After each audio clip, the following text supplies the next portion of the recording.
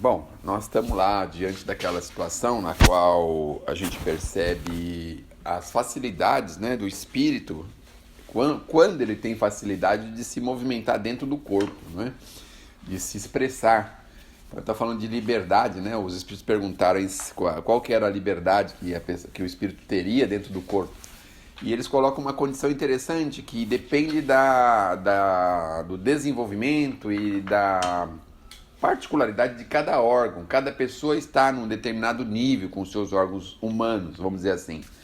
E a gente sabe que o nosso corpo físico está associado à genética, que por sua vez está associado ao nosso perispírito, e nosso perispírito é que comanda como que vão ser os nossos órgãos, não é? Então, muitos de nós, a maioria de nós que temos os órgãos mais grosseiros, obviamente, estamos num processo de evolução também grosseira, numa condição bastante ainda num processo de evolução.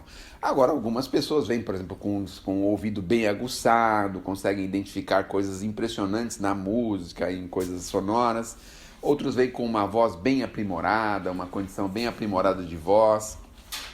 Outros ainda estão numa outra condição de dedos, né? Eu tive um familiar que ele era violoncelista, e ele passou a encarnação inteira tocando, trabalhando, né, com o violoncelo dele, mas chegou uma hora que ele teve um probleminha de tendão, de alguma coisa, e aquilo foi para ele um horror. Então ele teve que parar de tocar o órgão. E aí devagarzinho a gente vai percebendo que realmente assim, a liberdade do espírito depende muito dos órgãos que ele tem, né? Então tem espíritos como, por exemplo, o Chico, né, que tinha uma condição fantástica de mediunidade, porque obviamente tinha isso já bastante desenvolvido, né? Então está um pouco associado. Ele fala do vidro, né, opaco, quando a luz, então ele interrompe um pouquinho a passagem da luz, o vidro opaco. Aí depois ele vem e fala a questão do homem que está dentro de um charco, dentro de um lugar cheio de problemas, cheio de areia ou de terras, né, molhadas, ele também tem dificuldade de se locomover dentro dessa condição. Dentro da água já é um exemplo, né? Dentro da água a gente também tem dificuldade de se movimentar, de se locomover. Então é mais ou menos assim que eles comparam a liberdade que o espírito tem às suas manifestações. Então nós estamos muito sujeitos à matéria, obviamente, e o objetivo nosso é devagarzinho ir se desvencilhando disso e aprimorando isso, né? Então ninguém está na Terra para continuar do jeito que sempre foi. Nós estamos aqui para melhorar, para crescer, para se desenvolver. Então esse é o nosso objetivo, e é isso que nós estamos buscando aqui, como os nossos irmãos espirituais nos disseram aí através do Livro dos Espíritos. Paramos na questão 369, próxima semana 370.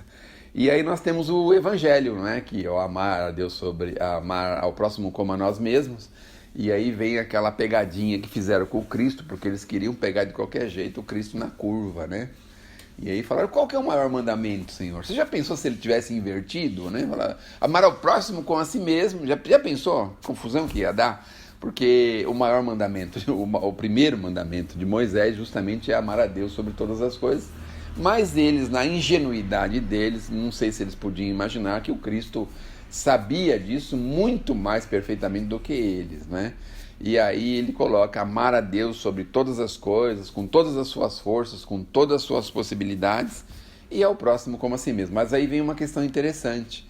Nós amamos a Deus com todas as nossas forças, porque na maioria das vezes a gente ama a Deus, mas não com muita força, sempre meio devagar, né? Então quando ele manda alguma coisa para nós, fala, mas Senhor, será que eu mereço isso? Pô, caramba, né? Então a gente sempre não tem muita força nesse amor. Quando a pessoa ama profundamente, confia na sua justiça, na sua bondade, no seu amor.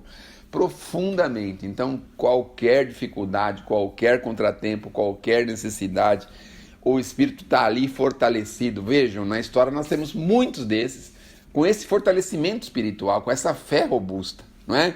Esse amor profundo a Deus, que não nada dobrava, não é? Esses dias eu assisti lá um documentário sobre a nossa irmã Dulce, lá da Bahia, né? E foi interessante porque eu fiquei pensando assim, tem tantos filmes que levam 2, 3, 4 horas, depois você termina o filme e você não assistiu nada, umas porcaria, não traz nada, não acrescenta nada. Da irmã Dulce, eles suaram a camisa para poder fazer 1 hora e pouquinho de filme. Tem tanta coisa para falar dessa mulher, tanta coisa, e os caras fizeram 1 hora e pouquinho, né? Quer dizer, você fica esperando, ai meu Deus, né? E aí termina o filme, ela lá com o Papa e tal, daqui a pouco ela velhinha e já termina o filme. Mas o que eu quero dizer, assim, os obstáculos que essa mulher enfrentou, né? O primeiro obstáculo era, assim, desobediência civil. Vocês imaginam um negócio desse? A mulher não podia sair do claustro.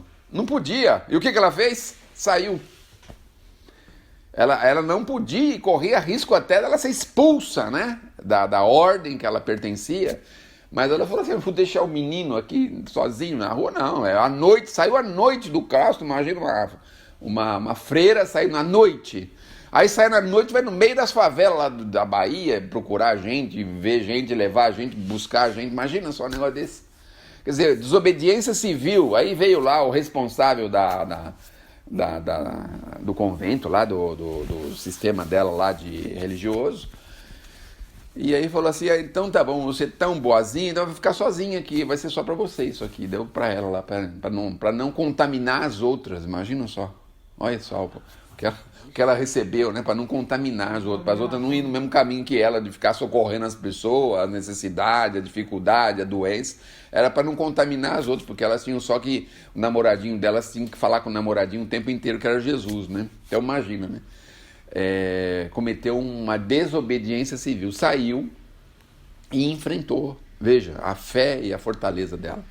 E aí isso remete para a gente no livro lá chamado Renúncia, da Alcione, né? Que vive lá aquele problema, e depois no final da encarnação ela vai também se interna num lugar desse religioso, e ela não consegue ficar vendo as pessoas sofrendo na porta do negócio da ordem religiosa dela, a gente morrendo de fome, doente, cheio de problema. Ela vai lá atender, e o que ela ganha, né? Uma desobediência civil também, o que ela ganhou? Ganhou a prisão, imagina só, morreu na prisão do convento, umas coisas assim que eu fico pensando, meu Deus do céu. Mas a fé dela era tão forte que isso não abalou ela, como espírito não abalou, porque ela falou, não, eu não posso ficar aqui vendo meus irmãos tudo se lascando todinho aí do lado, que isso, né? E aí nós vamos atrás do irmão Marinho, né? Que é lá no outro romance do Emmanuel, que nós temos lá o irmão Marinho, que na verdade não era irmão Marinho, acho que era Célia, né? O nome dela, Célia, né? O irmão Marinho também, meu Deus do céu. Também na ordem religiosa, também não podia ver as pessoas tendo dificuldades e problemas, também cometeu desobediência civil. O irmão Marinho é um caso curioso, porque o irmão Marinho, ela teve capacidade até de engravidar uma mulher, veja, uma coisa terrível, né? Era uma conspiração contra a mulher, e depois no final os caras viram que ela não podia ter engravidado a mulher lá da região, porque ela era outra mulher, imagina só. Mas por que ela estava assim, invertida? Porque ela precisava se socorrer, teve uma vida turbulenta e ficou à mercê na rua, nas estradas, e se ela se comportasse se ela se portasse como uma mulher, ela teria sofrido violências atrozes, né? Então ela se porta como homem, porque nessa condição de homem ela podia ajudar mais, ela podia fazer outras coisas, né? Mas no entanto ela se apagou, né? Tanto como homem como mulher, para servir, para ser aquele servidor. Então também cometeu uma desobediência civil. Então nós estamos falando aqui de um amor robusto. Então quando Jesus fala para a gente amar a Deus sobre todas as coisas, é um negócio assim que a gente precisa aprofundar muito nesse pensamento, porque raros de nós realmente está disposto a amar a Deus. É muito fácil a gente amar a Deus aqui, por exemplo. Mas na hora que a gente sai ali, vem uma necessidade, um pedido, uma coisa ou outra, a gente já fala, opa, acabou, meu negócio com Deus já acabou, foi lá atrás. Agora daqui para frente é eu por mim mesmo e acabou, né? Então, diante da necessidade, diante dos problemas, muitas vezes a gente, não vai porque tá com medo, não vai porque vai se alguém ver, não vai porque se acontecer tal coisa, não vai porque a gente vive esse drama, sem aquela confiança profunda na criação.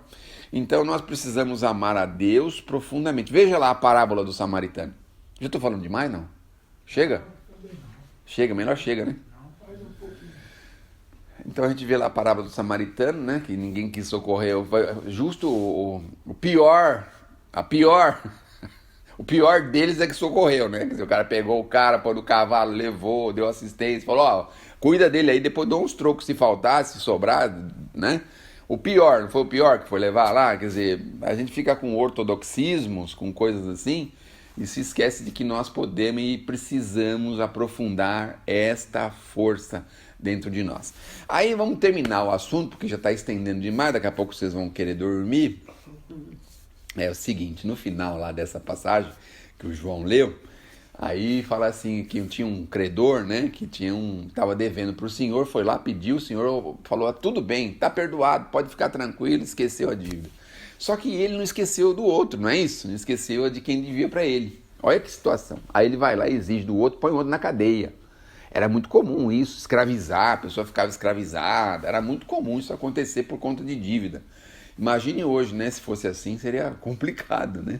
Mas enfim, escravizou. Aí souberam, veja bem que coisa, foram falar lá com o senhor, ó, delação premiada. Fui falar lá com o senhor. Aí o senhor falou, escuta, chama ele lá de volta. Aí chamou o cara lá de volta e falou assim, pô, mas cadê a sua consciência? Se você foi perdoado aqui, qual era o problema de você também perdoar aquele que te devia? Não é? Você vai deixar de pagar para mim, você ainda quer receber dele? Põe a mão na consciência. E aí, aí colocou, aí Jesus ainda termina, né? Tem até um pouco de dúvida para saber se foi isso que Jesus mesmo falou, né? Que é assim que Deus procede se a gente não perdoar. Quer dizer, Deus é vingativo, né? Que na verdade não é. Na verdade não é, tá certo? Porque o que acontece é que existem leis que são perfeitas, não é? E aí ele simplesmente convalida a lei, que é a lei de ação e reação. É isso que aconteceu, né? Porque se ele mandou prender o outro, ele também sofreu a pena de talião, ele também foi preso, tá certo? Então, isso tudo para pensar que existem leis que são perfeitas e que nós precisamos profundamente mergulhar no amor divino, na confiança divina e seguirmos os nossos passos e os nossos caminhos. Isso, na verdade, é o que nós precisamos. E aí o que nós vamos terminar falando, né? Dizendo o seguinte, que esse amar ao próximo como a si mesmo é uma busca, uma construção que nós vamos criando em nós. Então, não é uma tarefa fácil, é difícil, porque também amar quem ama a gente é fácil, mas amar quem não ama a gente é difícil, né? Então, a ideia não é amar só quem ama a gente, né? Só quem partilha das mesmas ideias. Amar significa a gente entender a pessoa, ter aquela compaixão, aquela compreensão, aquele sentimento de irmandade, né? De irmandade uns com os outros. É isso que ele recomenda para nós, tá bom? Encerramos, né? Chega, pelo amor de Deus.